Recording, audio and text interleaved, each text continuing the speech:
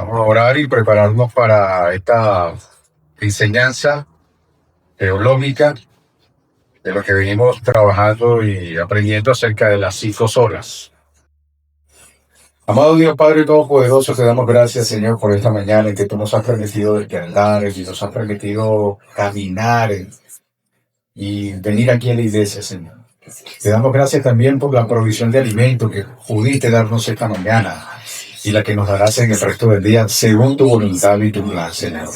Te damos gracias, amado Dios Padre Todopoderoso. Permítenos que aprovechemos el tiempo, que entendamos estas enseñanzas y que la apliquemos a nuestra vida, Señor, para beneficio de tu iglesia, de tu cuerpo, Señor. Te damos gracias en el nombre de Jesucristo, tu amado Hijo. Amén.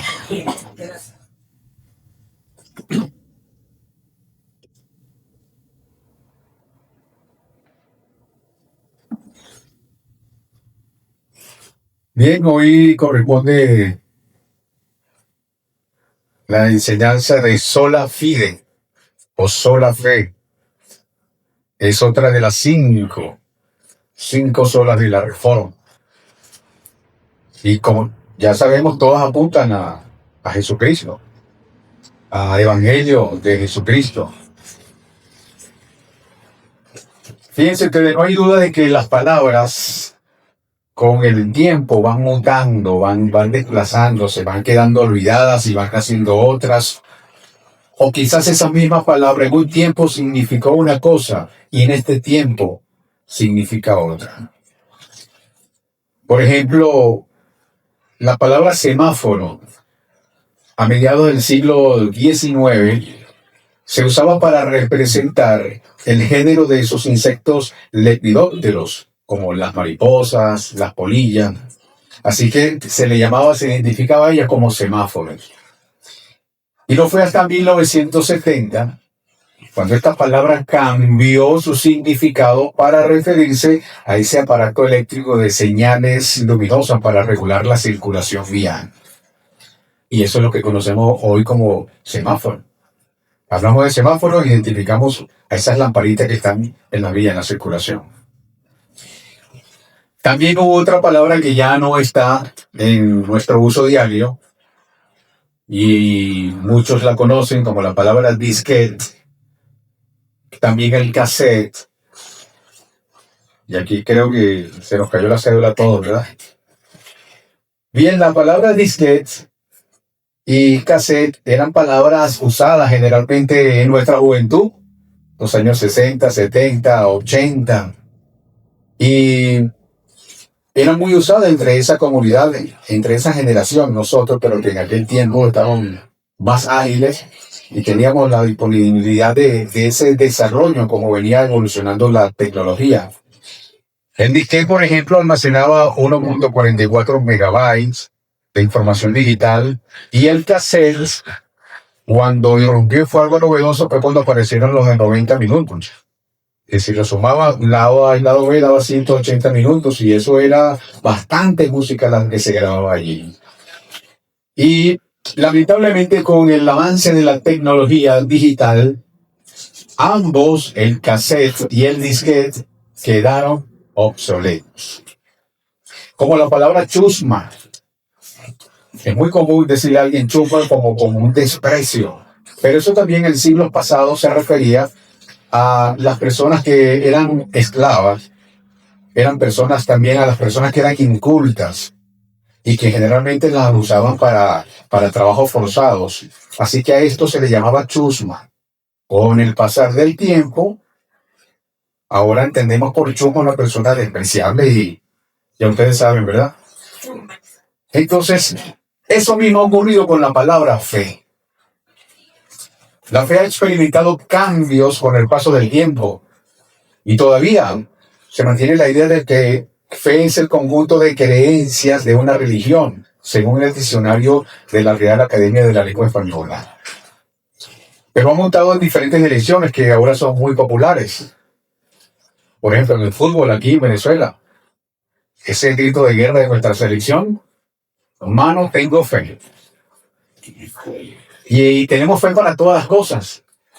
Y cambiamos de fe a cada rato, porque cuando tenemos fe para esto y no se nos da, ya no tenemos fe ahí, ahora tenemos fe en lo otro. Y así sucesivamente. Lo triste y lo grave de eso es que también dentro de la comunidad cristiana estamos entendiendo y aplicando la fe de esa manera. Así que estas direcciones brindan una connotación muy centrada en la confianza en uno mismo, en el caso de la fe. No tienes que confiar y ten fe en que eso se te va a dar. Ten fe. Y así lo trabaja el humanismo.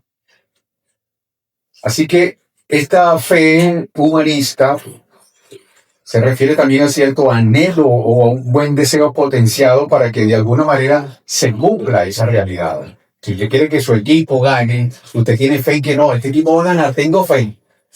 Y pierde el equipo. Entonces usted perdió la fe. Y nos reímos de eso. Pero esa es la realidad que estamos viviendo. Aún nosotros que nos llamamos cristianos, así estamos aplicando la fe en nuestra vida. Inclusive hay enfermedades que nos llegan de momento y solemos buscar la fe de esa manera, humanamente, carnalmente. No la fe puesta en el que nosotros decimos de tener, que ese es Jesucristo. Entonces, cuando nos llega el momento de apremio, de realmente dar fruto de esa fe, flaqueamos. En ambos casos, de esto que le he explicado, la fe es como virtud o capacidad de fabricación personal sin mayor contenido, hablando desde el punto de vista humanista, ¿no? Los cristianos contemporáneos no están exentos de estos cambios significativos en cuanto a la palabra fe. La fe cristiana también ha tomado vida propia y se ha convertido para muchos en una especie de fuerza espiritual independiente que se activa desde el interior de la persona y hasta tiene el poder para mover a Dios según la dirección que quiera. Todas estas definiciones tan diferentes y tan populares hacen que nos preguntemos si podríamos escuchar a los reformadores del siglo XVI y entender lo que ellos quisieron decir cuando usaron el término fe sol. Silencio, por favor. Silencio para no interrumpir, por favor.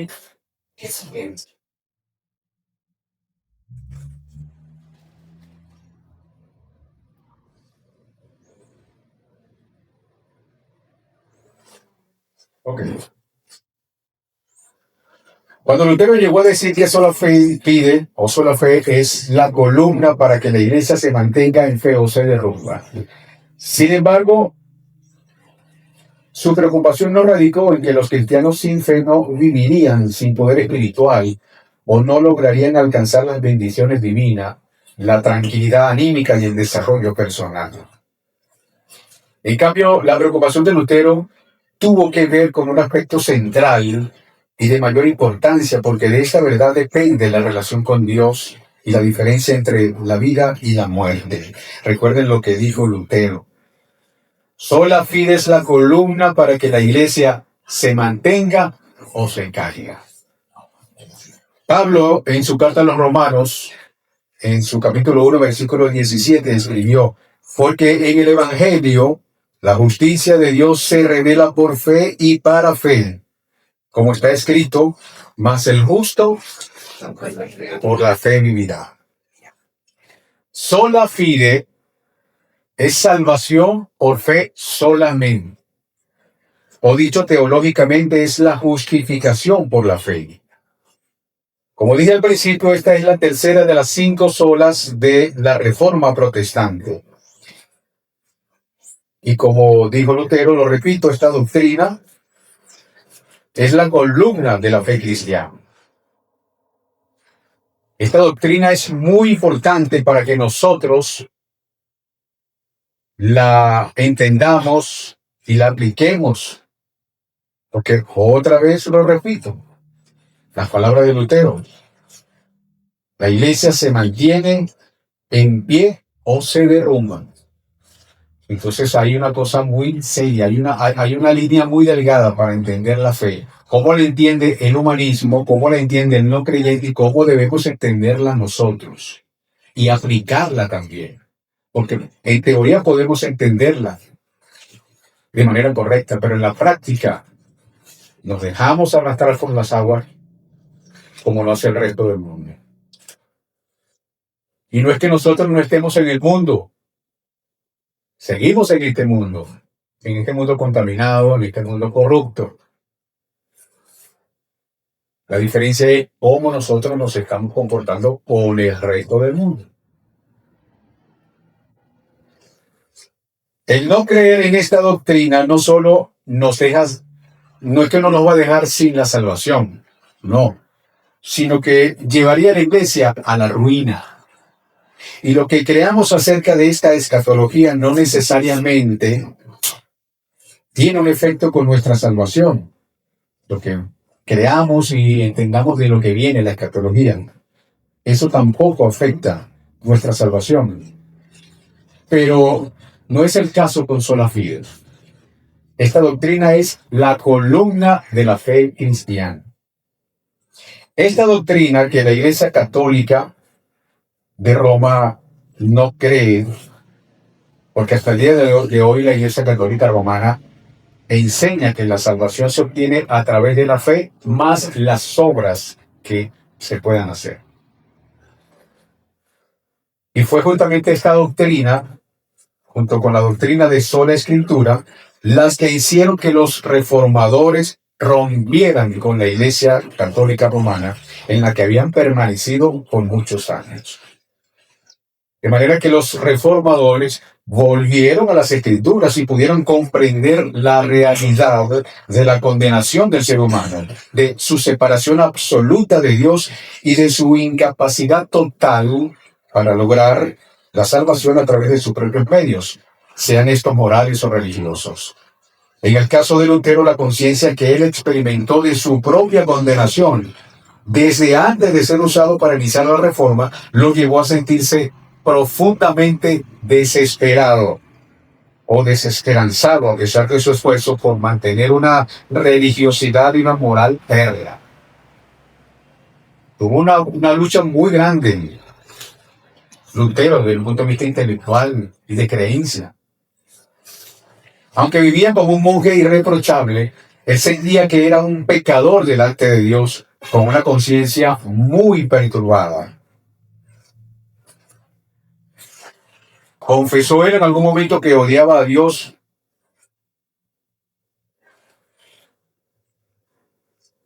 Y aunque no llegó a blasfemar, ciertamente murmuraba mucho y estaba enojado con Dios. Lutero sabía que estaba perdido, que estaba muerto en sus delitos y en sus pecados, y que era un hijo de desobediencia, viviendo y satisfaciendo las pasiones de la carne. Era un hijo de la ira como todos los demás. Su religiosidad intensa no le proporcionaba la paz interior que tanto buscaba para aplacar la justicia de Dios. Como saben, Lutero era un monje consagrado, era un profesor universitario de teología, y su deseo de agradar a Dios era inmenso, pero no encontraba reposo para su alma. Así que durante una visita que él hizo a Roma en el año 1511, fue sorprendido por la inmensa religiosidad pomposa de aquella época, llena de rituales y majestuosidad arquitectónica, pero lamentablemente carente de una espiritualidad sentida. En aquel tiempo el Papa Julio II gastaba una fortuna en la remodelación de la colosal Basílica de San Pedro, por lo que podría ser posible que Martín Lutero percibiera la contradicción visible entre esos votos de pobreza asumidos como monje y todo el lujo desplegado por la jerarquía eclesiástica. La ligereza con que la Iglesia Católica trataba el tema del perdón delante de Dios también causó un enorme conflicto en Lutero. Durante su visita a Roma, fue testigo de las múltiples reliquias sagradas que eran expuestas en diferentes partes de la Iglesia. En la Edad Media, la Iglesia adquirió una serie de objetos, entre ellos restos óseos de mártires, presuntos clavos o astillas de la cruz de Cristo, y muchos otros objetos que supuestamente pertenecieron a santos para ser expuestos a la vista de todos en la Iglesia. Lutero se preguntaba si ellos eran realmente importantes para mantener una relación con Dios y disfrutar de su perdón. cuando visitó los famosos escalones de Pilato, por donde supuestamente Jesús caminó en su juicio, no pudo soportar ver a los peregrinos subiendo de rodillas las escaleras sin preguntarse, ¿quién sabe si esto realmente es cierto? Fue allí cuando Lutero comenzó a tener un choque en su mente, en lo que estaba entendiendo, entre lo que ya estaba él estudiando, entre lo que dirigía la iglesia y la práctica, como los creyentes llevaban a cabo esa situación. Más adelante, en sus célebres 95 tesis en el año 1517, Lutero reaccionó a la venta de esas indulgencias para la construcción de la Basílica de San Pedro, oponiéndose a la forma en que la Iglesia vendía el perdón divino y la liberación del purgatorio como una prerrogativa papal. Él en ese entonces declaró lo siguiente, abro comillas, debe enseñarse a los cristianos que si el Papa conociera las extorsiones de los predicadores del perdón, preferiría que la iglesia de San Pedro se redujera a cenizas, a que se construyera con la piel, la carne y los huesos de sus ovejas. Todo lo mencionado hasta ahora nos permite poner en contexto la profundidad de la exposición de las zonas de la Reforma. La fe bíblica a la que se refirió Lutero en la Reforma tenía que ver en la forma en que el ser humano podría relacionarse con un Dios 3 veces santo, al que era imposible agradar por medios religiosos o morales. Lutero explicaba su testimonio de esa manera. Por fin, la misericordia de Dios, meditando día y noche, presté atención al contexto de las palabras, a saber, leyendo él a Pablo, porque en el Evangelio la justicia de Dios se revela por fe y para fe, como está escrito, mas el justo por la fe vivirá. Dice Lutero, allí comencé a comprender que la justicia de Dios es aquello por lo cual es justo. El justo vive por un don de Dios, es decir, por la fe. Y este es el significado. La justicia de Dios se revela por el Evangelio, es decir, la justicia pasiva con la cual el Dios misericordioso nos justifica por la fe. Como está escrito, mas el justo por la fe vivirá. Vuelvo a citar a frase de Lutero. Aquí sentí que había nacido de nuevo y que había entrado en el paraíso mismo por las puertas abiertas. Quiero recordarles que cuando las directrices del Papa llevaron a Lutero como castigo a que estudiara la Escritura, que estudiara Romanos, que estudiara Gálatas, para ellos fue como, vamos a castigarlo a que estudie eso. Pero justamente él leyendo estas cartas es cuando, por medio de su Espíritu Santo, recibió el entendimiento y tuvo la valentía de escribir ya esas famosas 95 tesis a las puertas de la catedral y confrontar entonces a la iglesia.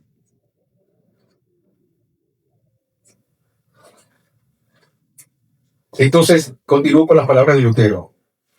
Allí se me mostró una cara totalmente diferente de toda la Escritura. Entonces repasé las Escrituras de memoria. También encuentro en otros términos una analogía, como la obra de Dios. Eso es lo que Dios hace en nosotros. El poder de Dios, con lo que Él nos hace sabios, la fuerza de Dios, la salvación de Dios y la gloria de Dios. Lo que el Espíritu Santo le reveló a Lutero por su sola gracia a través de las Escrituras fue que la justicia de Dios es satisfecha en Cristo a través de la justificación por la fe sola. Al respecto, el teólogo R.C. Sproul explica la importancia de esto. Decía Sproul, la doctrina de la justificación lidia con lo que podría ser el problema existencial más profundo que un ser humano pudiera enfrentar. Y se pregunta Sproul, ¿cómo puede un pecador una persona injusta, alguna vez soportar el juicio de un Dios santo y justo? Bien, la respuesta está en el mismo Evangelio. Es decir, que en el Hijo del Hombre ha venido a buscar y a salvar lo que se había perdido. Lean Lucas capítulo 19, versículo 10. La confirmación gloriosa de que Cristo nos encontró y salvó es que, habiendo sido justificados, es decir, perdonados y declarados justos ante Dios por la fe, tenemos paz para con Dios por medio de nuestro Señor Jesucristo, por medio de quien también hemos obtenido nuestra fe a esta gracia en la cual estamos firmes y nos gloriamos en la esperanza de la gloria de Dios. Atentamente, Pablo. Romanos capítulo 5, versículo 1 y 2. Bien, mis hermanos, sola fide resume la verdad de que la fe en Jesucristo como único y suficiente Salvador, sin necesidad de méritos u obras por nuestra parte, es el único medio por el cual nosotros somos perdonados y declarados justos por ese Dios 3 veces santo. Hay un punto importante que debemos aclarar para ubicar la fe en su lugar, en ese lugar correcto dentro del plan de Dios. Cuando hablamos de la fe sola, no nos referimos a ella como un fin en sí misma para nuestra salvación. Traigo palabras del teólogo Arthur Pink, quien lo explica de esta manera. La fe no es la base ni la justicia de nuestra justificación, sino simplemente la mano que recibe el don divino que se nos ofrece en el Evangelio. ¿Y qué se nos ofrece en el Evangelio? El mensaje de salvación por la gracia de Dios que pecadores como nosotros no merecemos. Eso es algo que tenemos que tener claro cuando hablamos del Evangelio. Ese mensaje. Y el mensaje de salvación tenemos que tenerlo claro también.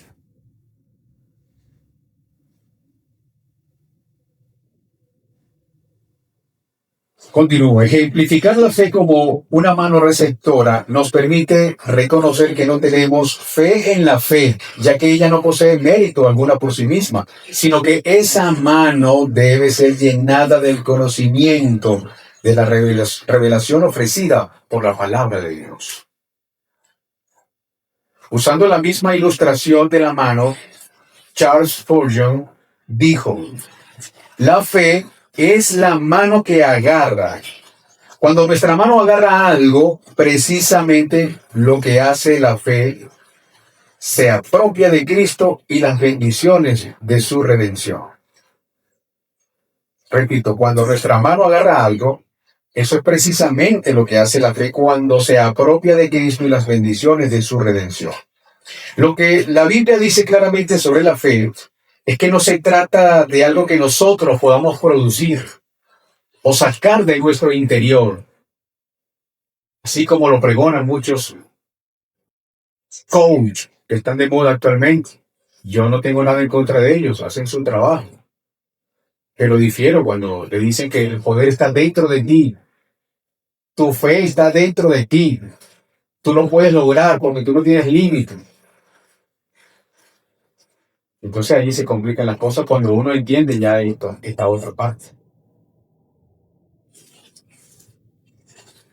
La fe es un don de Dios. Y como dijo Pablo en Efesios capítulo 2, versículos 8 y 9, es un don de Dios no por obras para que nadie se gloríe. Tampoco nosotros somos propietarios de nuestra fe, porque en realidad Jesús es el autor y consumador de la fe. Lean Hechos capítulo 12, versículo 2. Todos los grandes testigos santos de la antigüedad mencionados en la Biblia, en la carta a los Hebreos, son un testimonio poderoso de una fe provista por Dios que los llevó a vivir vidas dignas de imitarse, mientras esperaban por esa misma fe a la gran promesa de redención en Jesucristo. El llamado a poner los ojos en Jesús es reconocer nuestra fe, que depende de Él, de principio a fin, en Jesucristo. Él es el autor de nuestra salvación. El apóstol Pablo presenta una verdad sorprendente cuando escribió en Romanos capítulo 10, versículo 13. Y también Joel, en el capítulo 2, versículo 32. Todo aquel que invoque el nombre del Señor será salvo. Es increíble leer a Pablo afirmar que no habrá distinción de las personas porque el Señor abunda en riquezas para todos los que le invoquen. Sin embargo, luego hace unas preguntas que nos devuelven a la realidad, que nos hacen pisar tierra y nos hacen regresar a ese punto de partida, a nuestra naturaleza caída y apartada de Dios. Pablo se pregunta en Romanos 10, capítulo 14 y 15. ¿Cómo pues invocarán a aquel en quien no han creído? ¿Y cómo creerán en aquel de quien no han oído? ¿Y cómo creerán sin haber quien les predique? ¿Y cómo predicarán si no son enviados? Los seres humanos no pueden invocar al Señor y alcanzar la salvación por sí mismos. Solamente tiene que haber una ayuda sobrenatural. Y esa ayuda sobrenatural es de Dios. Debido a que la fe se presenta como un regalo absoluto de Dios y cuyo autor y consumador es Jesucristo, entonces el propósito de la fe o su contenido queda restringido al objetivo de Dios y su plan perfecto de redención. No por nuestras obras. Y si hay que justificar en toda esta salvación obras, pues la única obra es la de Cristo, no la nuestra. Por lo tanto, Pablo concluye diciéndonos en Romanos 10, versículo 17, así que la fe viene del oír, y el oír por la palabra de Cristo. La fe efectiva debe contener la verdad del Evangelio y está nutrida de la revelación provista por un Dios fiel y veraz, que no permitirá que ninguna de sus palabras caiga en tierra. Otra vez cito al doctor Sproul. Abro comillas lo que decía Sproul. La fe tiene un objeto, no está vacía, ni se trata de una fe en nada. El cristianismo rechaza la frase: no importa en lo que creas si es que eres sincero. Aunque la sinceridad es una virtud, es posible que uno esté sinceramente equivocado y ponga la fe en algo o alguien que no pueda salvar. Cierta información debe ser conocida, entendida y creída con el fin de tener una fe salvífica. Cierro comillas de esta cita de Archie Sproul. Entonces, sola fide, sola fe y nuestra espiritualidad. La enseñanza sobre la justificación por la fe sola es uno de los grandes aportes de la Reforma para la recuperación de la espiritualidad bíblica y vital con un fundamento firme. Y si hay algunas cartas de Pablo que enseñan la justificación sola, esa es la carta a los Gálatas. Si no tenemos un fundamento firme, pues nos vamos a alejar. Se aleja nuestra espiritualidad religiosa vacía y basada en nuestros propios términos y nos da cuenta de nuestra necesidad absoluta de Dios para nuestra salvación. Quiero recordarles algunas palabras de Pablo en los Gálatas, o cuando escribió a los Gálatas en su capítulo 3.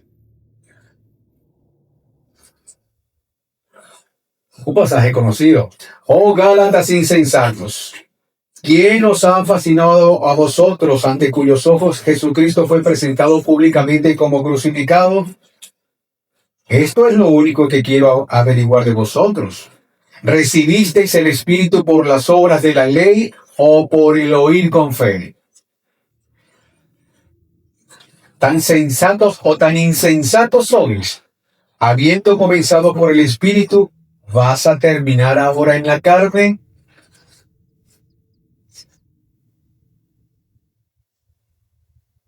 Cuidémonos nosotros también de esta palabra de Pablo. No vayamos a terminar en la carne. Gálatas, ¿qué estaba pasando allí? Yo creo que conocen el entorno, el contexto. Pero se lo repito, más resumido todavía. Estos ya habían escuchado el Evangelio de la palabra de Pablo. Y habían creído, se habían convertido. Pero había una corriente humanista, los celtas y los agnósticos, los docetas y los agnósticos. Y ellos pregonaban de que era Dios o Jesucristo que tenía una forma, o parecía como un fantasma. Así que esta gente se dejó confundir, mentes débiles, pues, y se dejaron confundir y comenzaron a dejarse llevar por la corriente. Y esta era la preocupación de Pablo. Por eso Pablo es enfático cuando les dice: ¿qué os ha fascinado a vosotros?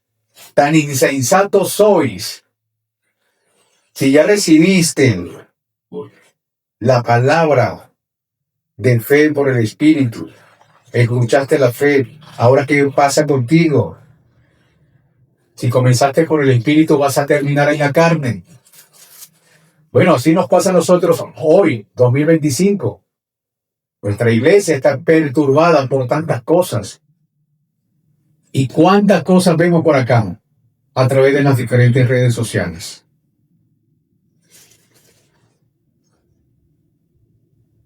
¿Qué mensajes nos está enviando el humanismo?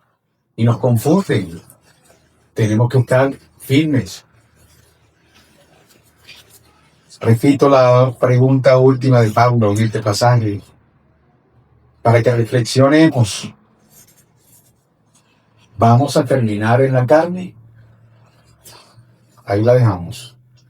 Es por eso que la justificación por la fe es uno de los pilares fundamentales de la teología reformada, que viene a ser la base de la seguridad de la salvación y la relación con Dios en Jesucristo, nuestro Salvador. Vuelvo a citar a otras palabras de Arthur Pink.